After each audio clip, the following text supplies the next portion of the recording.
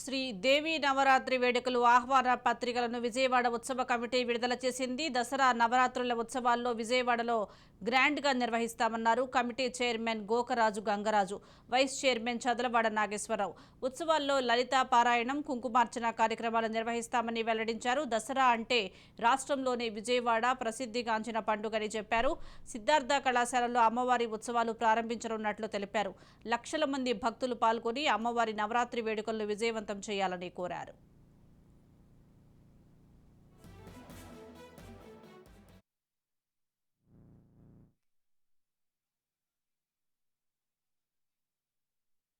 శరన్నవరాత్రులు ఎంతో ఘనంగా మనం విజయవాడలో చేసుకుంటున్నాం.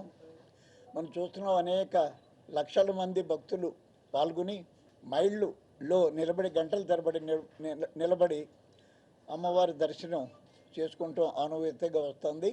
దసరా అన్ని రోజులు కూడా పొద్దుటి నుంచి సాయంకాలం వరకు పార్టిసిపేట్ చేయడానికి అవకాశం ఉండే విధంగా సిద్ధార్థ కళాశాల హోటల్ మేనేజ్మెంట్ ఆవరణలో ఈ కార్యక్రమం నిర్వహించాలని కమిటీ సభ్యులంతా భావించారు. మొదలు పెట్టాలనే ఉద్దేశం వారిని సందర్శించి వారి దర్శనం చేసి వారు ఆశ్చర్యపోయారు, ఇంత పెద్ద కార్యక్రమం మీరు నిర్వహించగలరా అని కూడా చెప్పారట. తప్పకుండా చేస్తాం.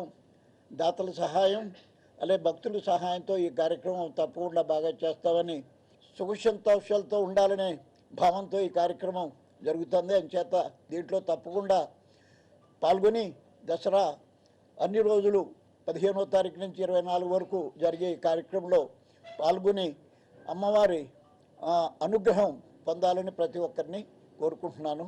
రాముల వారి విగ్రహం తుంగభద్రాది పక్కనే 108 అడుగులు, ఇవన్నీ ఎందుకంటే చూడటానికి వెళ్తారు కదా, అప్పుడన్నా అనుకుంటారు కదా. ఆ విధంగా ఆధ్యాత్మిక మనం ప్రోగ్రెస్ కావాలి. దానివల్లే మన మనుషులు మారుతాం. భయంతో కానీ భక్తితో కానీ ఇతరులకు సహాయం చేయటం, sharing to the public, to others is essential thing which we have to do. అందువల్ల ఈ ప్రోగ్రామ్ అరేంజ్ చేసి ఇంత కష్టపడి కృష్ణ గారు వాళ్ళ బృందం ఇదంతా మొదలుపెట్టారు.